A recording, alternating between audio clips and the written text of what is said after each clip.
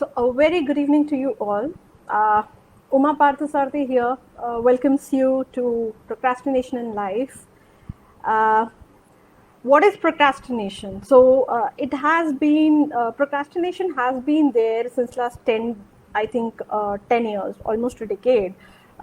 This subject has been dealt with in a lot of, in our life, in training sessions and corporates.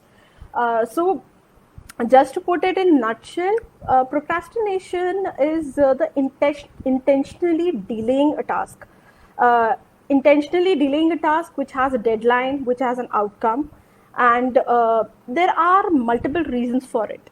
Now, procrastination is not something which we are born with, but it is something which we have developed as a habit. So it's a habit, it is a learned behavior. So if it is a learned behavior and if it is a habit, then it's perfectly that yes, we can unlearn it and we can change the habit with practice, with learning certain skills and being mindful about it. So the first thing which is very important for us is to realize that yes, we are procrastinating. There are reasons, to find the reasons why we are procrastinating. There is a statistics, according to a survey, according to a study, 95% of people procrastinate. And within these 95%, there are 20% people who are chronic procrastinators. Chronic means they find it very difficult to bring a change in themselves, or they do it repeatedly, knowing, as I said, it's an intentional behavior, it is an learned behavior, and it is intentionally done. So we know that we are procrastinating and still we do it. We don't take measures for it. We don't think about the reasons why we are procrastinating, but we just do it. Now, there are a lot of reasons and there are a lot of styles to procrastination. So every style has its own reasons after it. Procrastination, if you do, what is the effects of procrastination? Let's first cover up that. So the effect of procrastination can be can ruin the best profession, the best job assignment from you. It can ruin your career, the most promising careers. It can also affect your performance on work as well as in life. The effects, obviously, sometimes that effects are connected to people around us, the team, our family, the people around us. So sometimes our procrastination, what we are doing, that affects the other people also.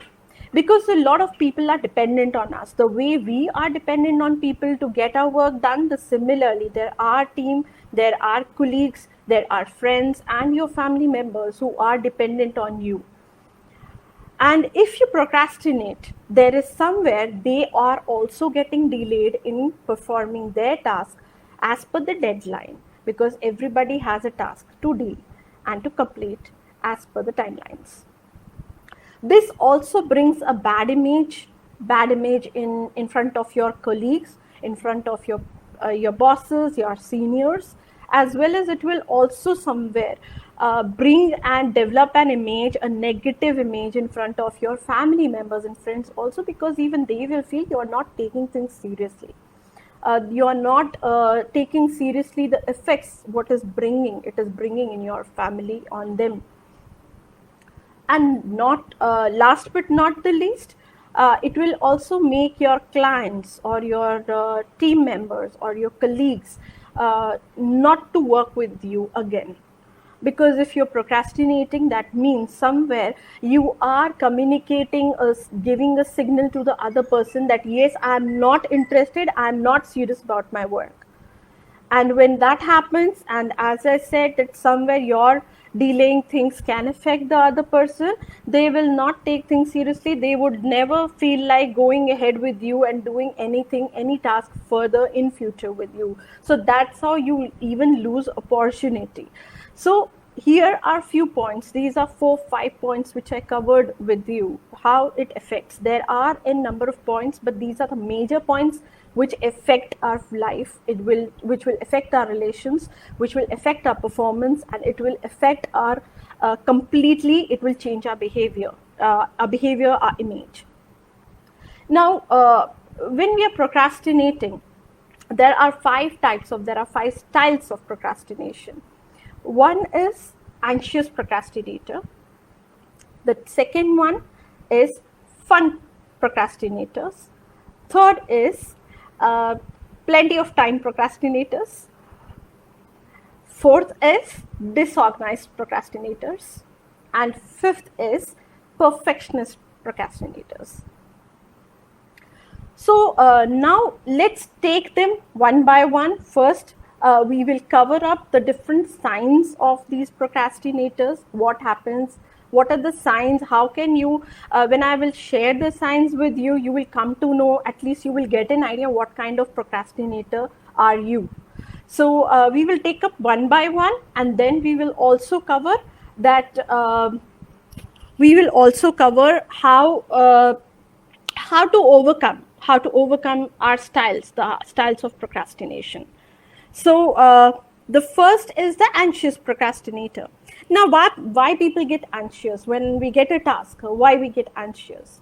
So the first reason for getting anxious is that when a task is given to you, the first thing is the fear of failure. The first thing comes in our mind is the fear of failure, or the fear of performing it as per the outcomes. Will I be able to deliver the outcomes? Secondly, when we get a bigger task, quite a hard or a huge task or a humongous task in front of us, the first thing is we start getting overwhelmed about, and the anxiety comes in that such a big task has been given to me and how I'm going to handle this task. So that is something which creates that anxiety and the stress in us, that how I'm going to complete this huge task within the deadlines given to me, the timelines given to me, and as also how I will perform, how I will deliver the outcomes when the task is huge. So these are few signs.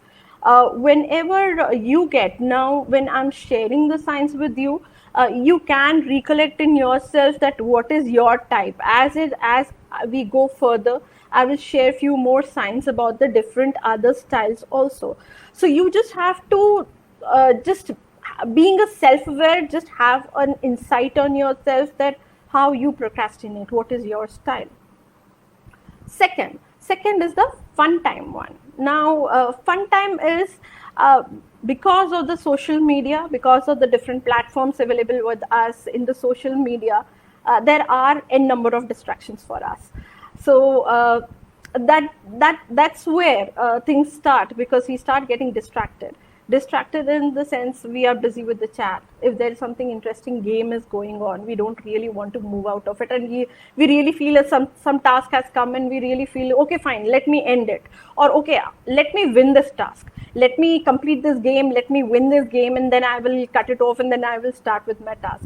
But the issue is that it's still, you keep on continuing with it, because obviously there is an excitement when you're involved in a fun activity. You are very excited about it, and you really don't want to kill that excitement and move on to some other task. So the fun procrastinators are the ones who just spend maximum time in doing fun activities, and they feel that the task which is given to them is quite a boring task, or something which can be okay handled, nothing interesting is there for them. So because it doesn't excite them at all, as their entertainment of fun activities is concerned. This is the second type of procrastinator. The third kind of procrastinator is a plenty of time procrastinator. Now, as the word goes, these kind of procrastinators are the ones when they know the deadline, they know that it's far, so they are quite relaxed. They say, okay fine, I have enough time in my hand and I can anytime do it. I still have time. They are the ones, the mindset of such procrastinators are that they know the job, or maybe they, in their mind, they know how to do it, how the task can be done. And that's why they delay it more, because they know, okay fine, this task will take most or max to max 25 minutes, 30 minutes or 45 minutes, and I go, okay fine, I have the whole day in my hand, so anytime I will do it. And that is where they have a laid back attitude, or you can't say a lazy attitude, but it is more on a laid back attitude, because they know the timelines, they know how they will be able to do it, and still they just push it off because they know that there is ample time with them. Now here the issue happens that if you have a plenty of time, you have not at all, these kind of procrastinators have not at all thought about the hindrances, the obstacles which are going to come. So when you will start a work, you really don't know what are the glitches, what are the obstacles, what are the hindrances will be coming in when you will start with the task, and how much time it will take. So right now, if you are delaying it, it's okay. But then if with the delay, if you are thinking that it will get completed in half an hour or in 45 minutes, then maybe it's not possible.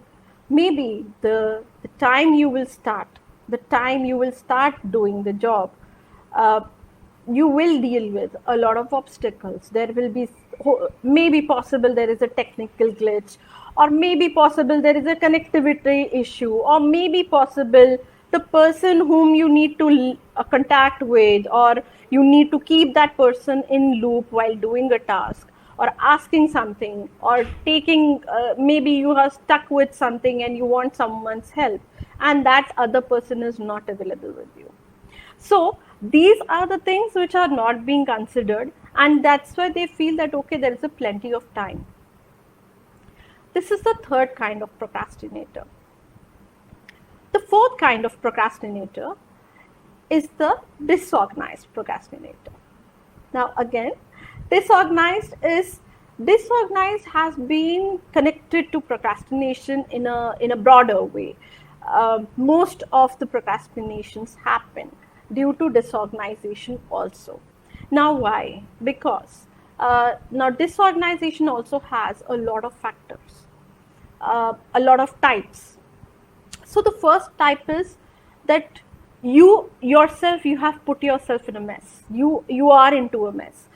You have taken multiple tasks in your hand, and each and every task in something in middle. You have not completed one and you have moved on to another, and now you have handful of tasks to be done with the deadlines and with the expected outcomes, and now you don't know how to handle it. So this is one type, like disorganized way. The second thing is you are not an organized person. Like, you don't know where your things are kept. You don't know where the files have been saved. So you don't know what are the reports. If your boss has asked you for a report and you don't know the files, the data, where it has been stored, where have you saved it.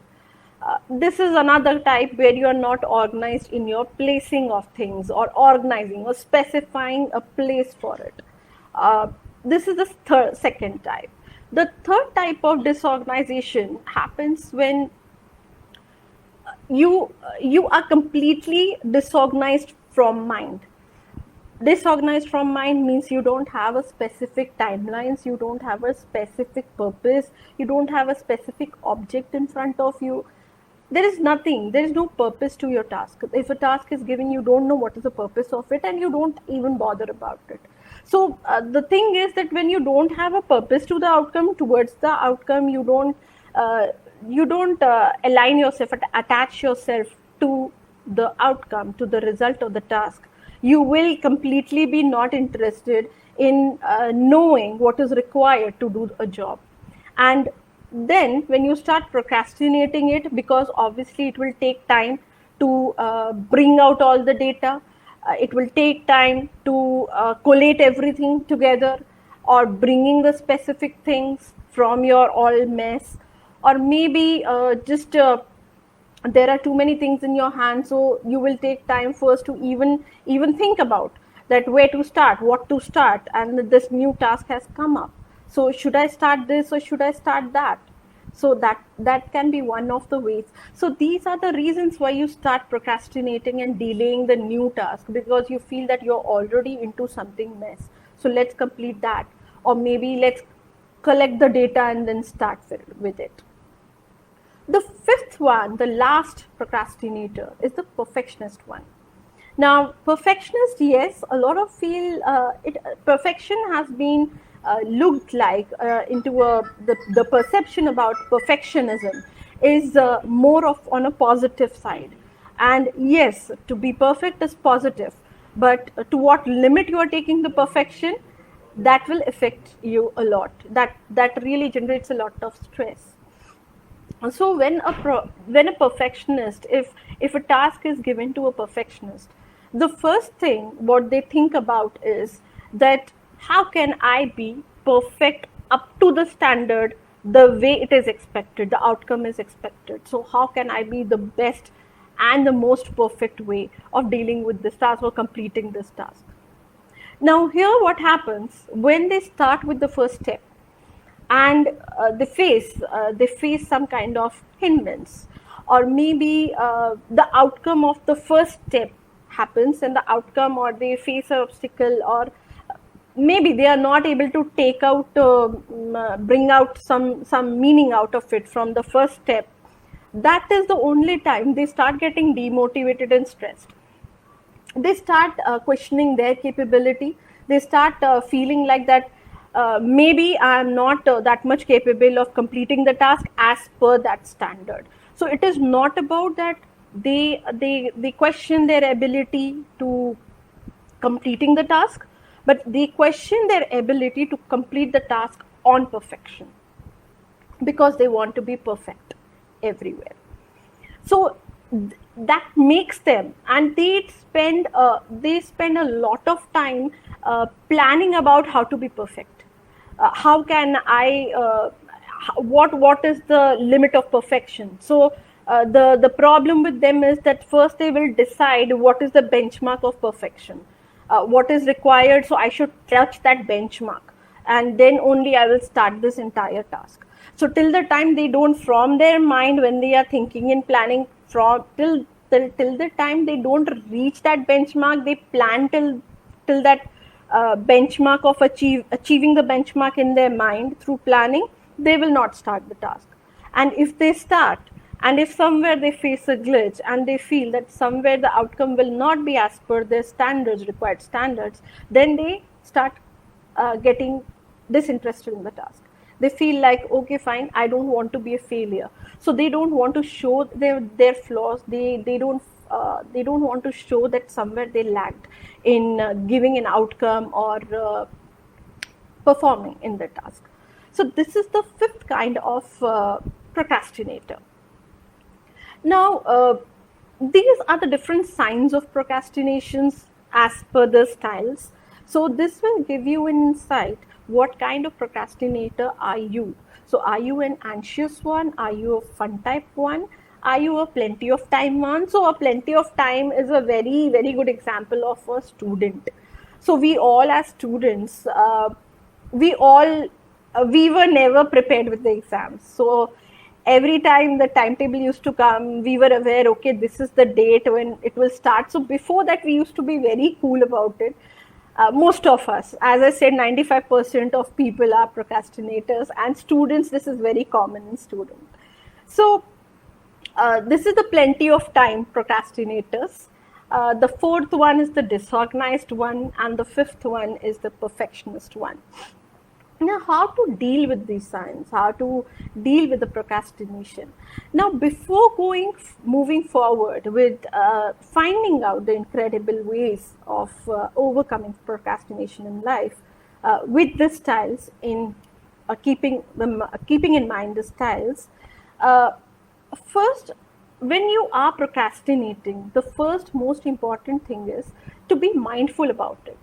When you are procrastinating, you need to keep on telling yourself that yes, I'm procrastinating the task. I have this style. Since you have now, you would have got some idea about what kind of style procrastination is, what kind of style you are in. So you have to be mindful in telling yourself, reminding yourself every time that yes, I'm procrastinating. Yes, I am getting that sign where I will start procrastinating. So maybe I'm getting a sign of anxiety, or maybe I'm getting overwhelmed with the task, or maybe somewhere I'm getting that fear from inside, which will lead me to procrastinate. Okay, so being mindful, telling yourself every time that yes, I am procrastinating and I don't have to be, and then start implementing the ways to overcome the procrastination. So with it, when you have to start, when you want to move forward, you need to start from somewhere. And when you want to start somewhere, so let's start it now. So we will start with covering the ways of overcoming the different styles of procrastination. So the way we covered up, we will start with the first one, that is the anxious procrastinator. Now, anxious procrastinator, as you know, I have already shared the signs. So there are few things to be covered up. Firstly, when you are feeling you're getting anxious, you have a fear of failure, and you feel how to move forward, just start. Just start. The way there is a saying of an ad campaign of Nike, just do it. So you just do it. You start. That's it. Don't think about the failure. Don't think about the outcome. Don't think about that you will be able to do this task or not. But just start. Once you start, once you start, you will start getting a flow into it. When you will start gradually, you will develop it, you will get into the flow, and that's how the task will start with their progress. And as this task will progress, you will get a confidence on your ability that yes, I can perform the task. So the only here the issue is that you need to remind yourself, as I said, being mindful. So every time you have to remind yourself, like, okay, let's do it, just do it, let's go, and let's start with it.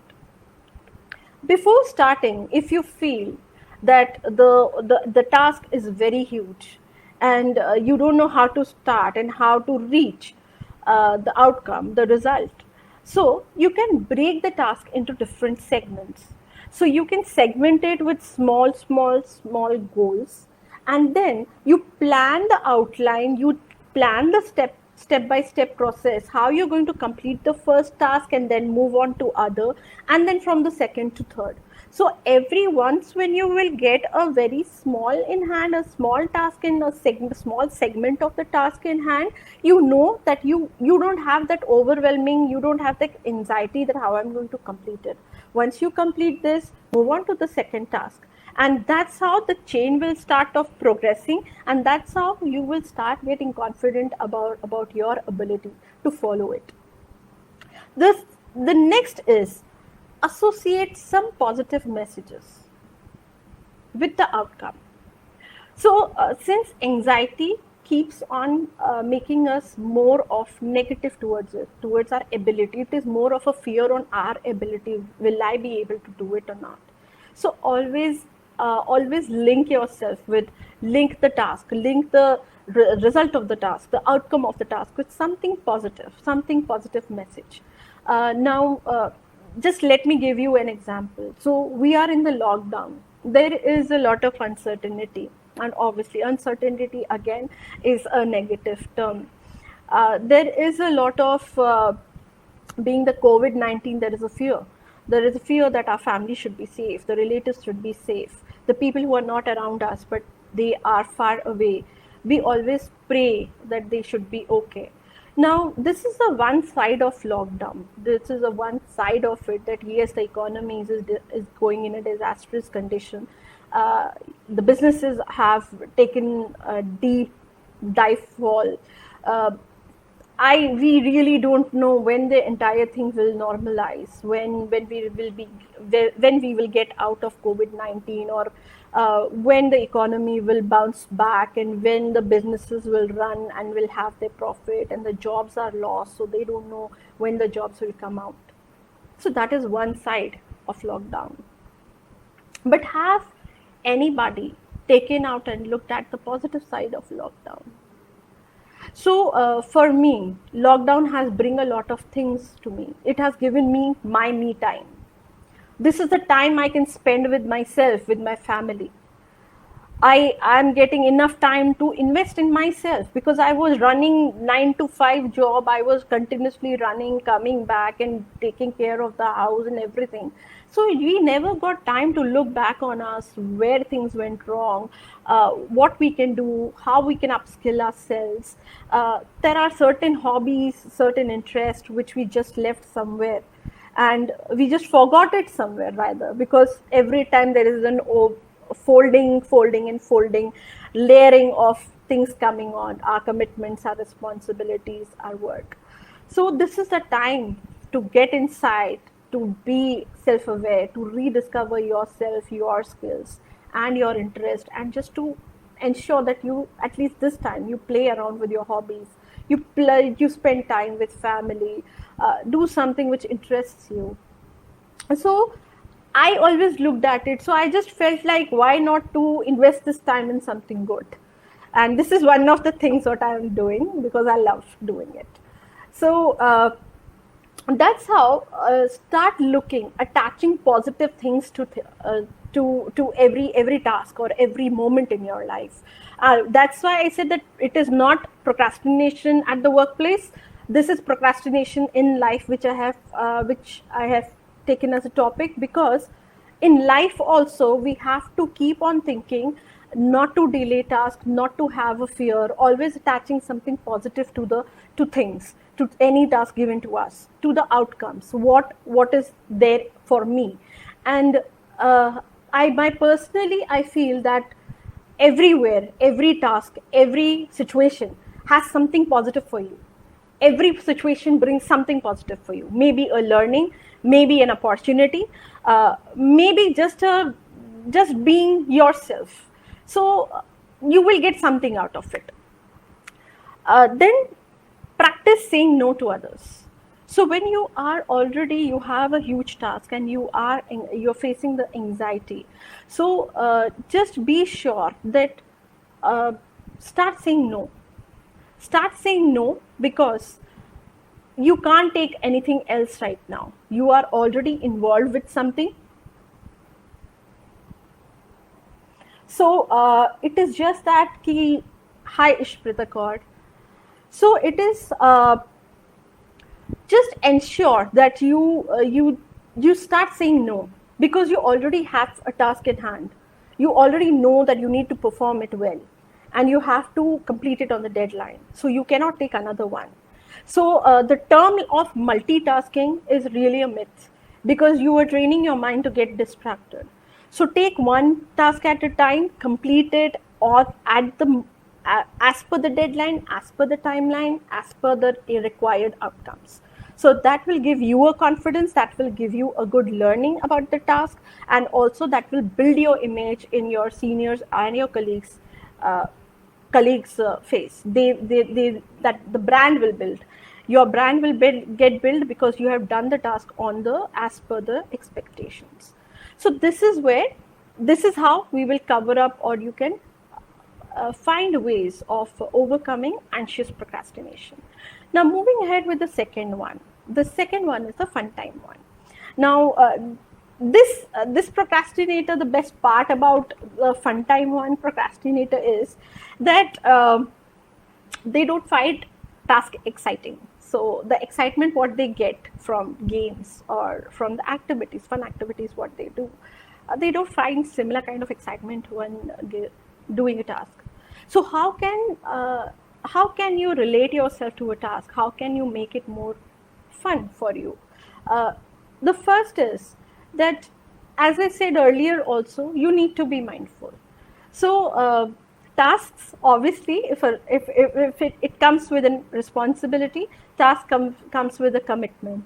So if a responsibility and commitment is there, obviously you cannot play around with it. You cannot have a fun with it.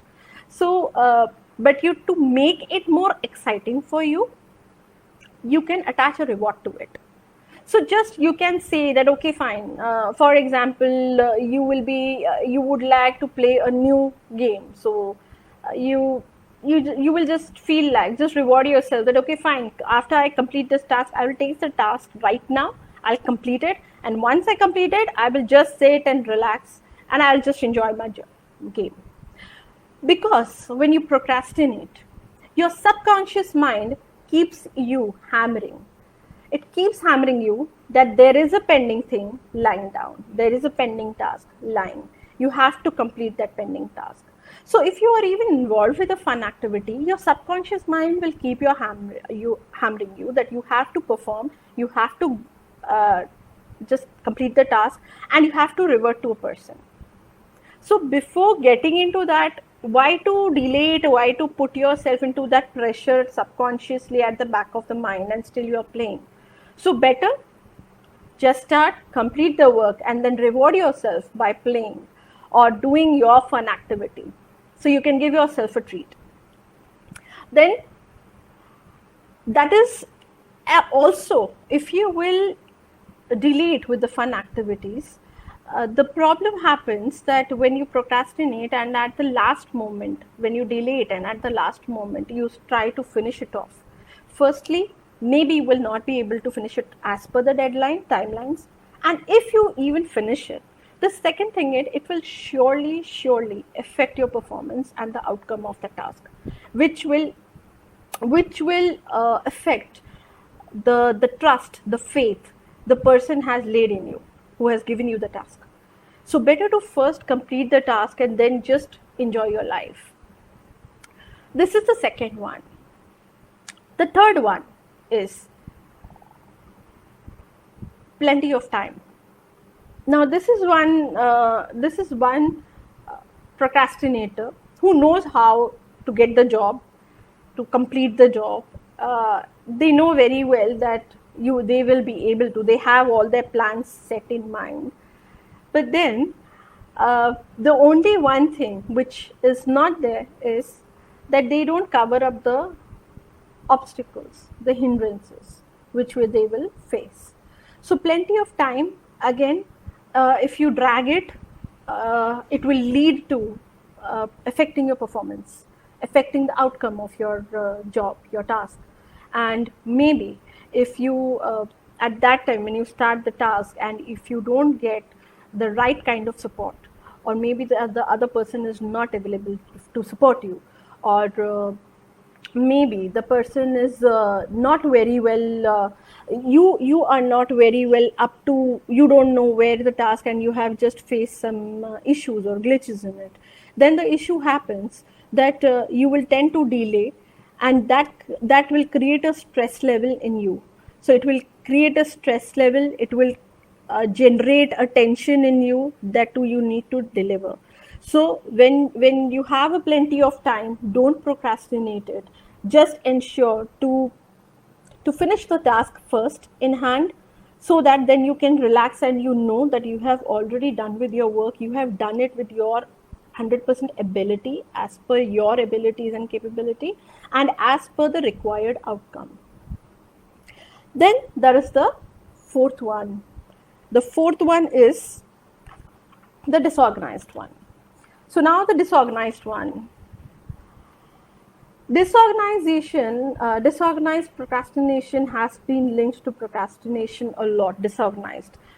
Now disorganization is more, as I said, that you're not keeping things, you are into a mess, you are having multiple tasks in your hand and you don't know where to start. All the tasks are somewhere in between.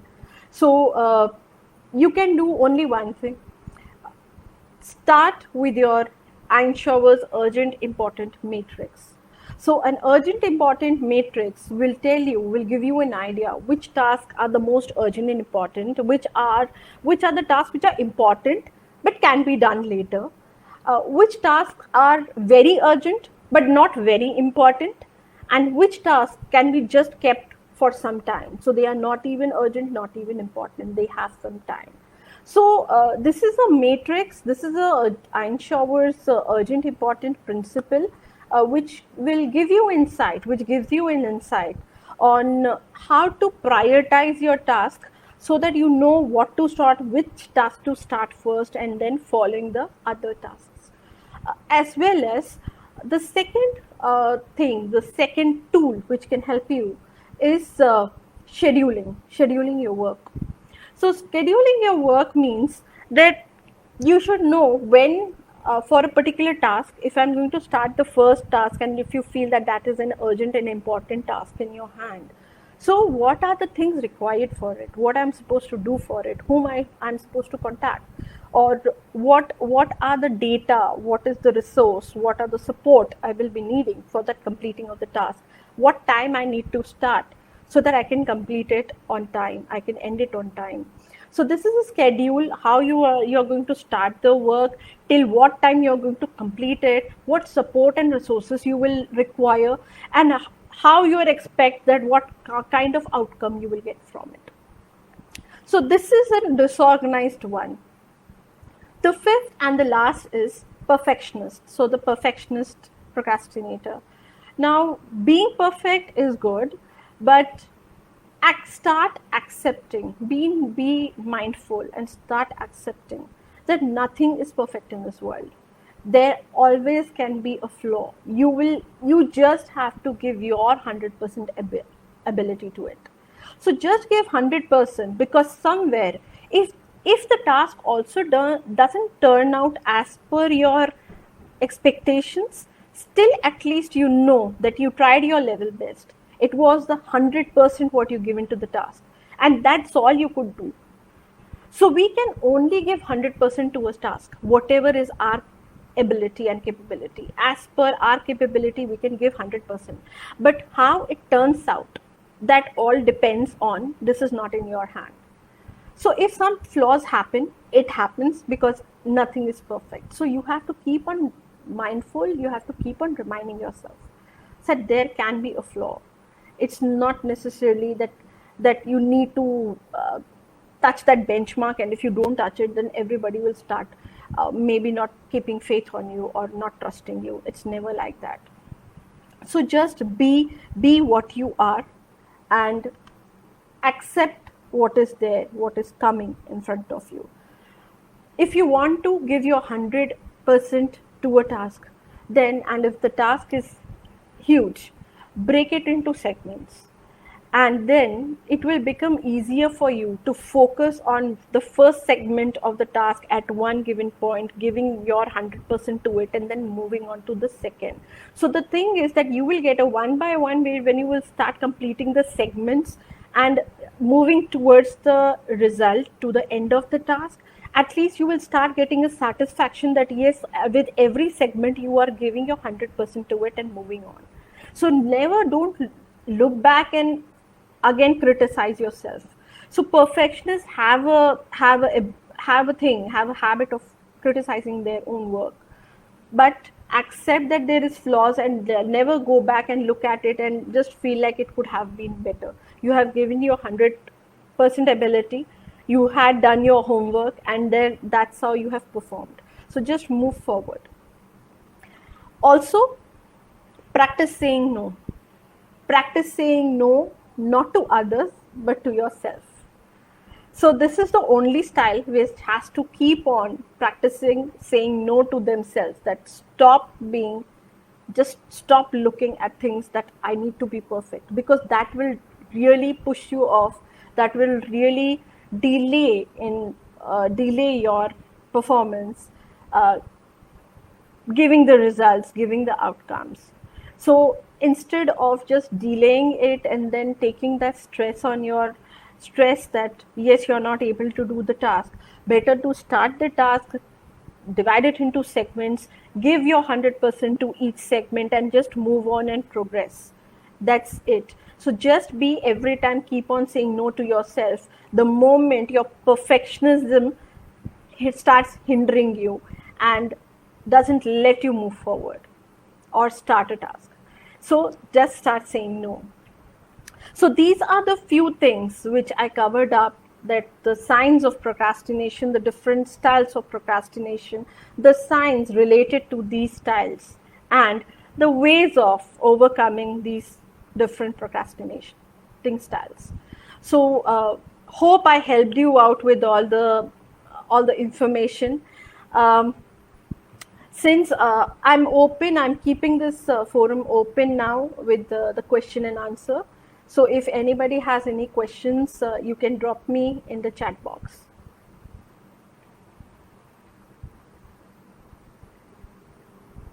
So you can ask any kind of questions to me, keeping related to procrastination or maybe related to the style.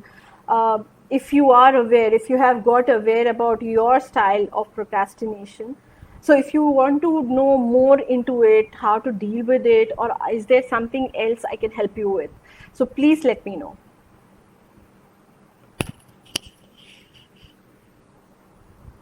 So it's like it also depends on the task. It also depends on the situations. It also depends on the circumstances. So we can be a combination or of more than one, more than two or three.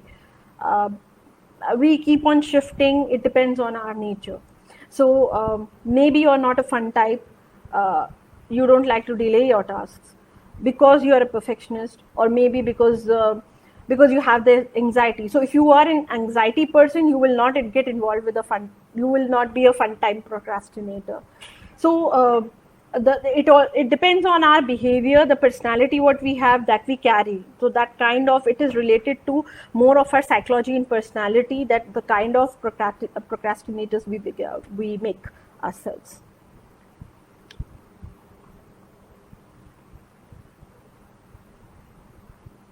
Just feel free to ask me any kind of questions.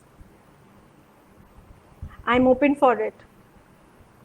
So if you need to know more in depth, or maybe if you find few more signs, or maybe a mixture of signs, or somewhere you're not able to deal with it, maybe you have realized, you have a realization that you are a certain style of procrastinator, but you're not able to practice it or implement the ways.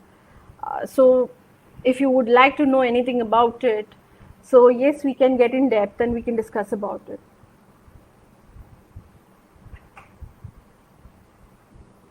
So this brings us to the end of the live program, FB Live on Procrastination Live.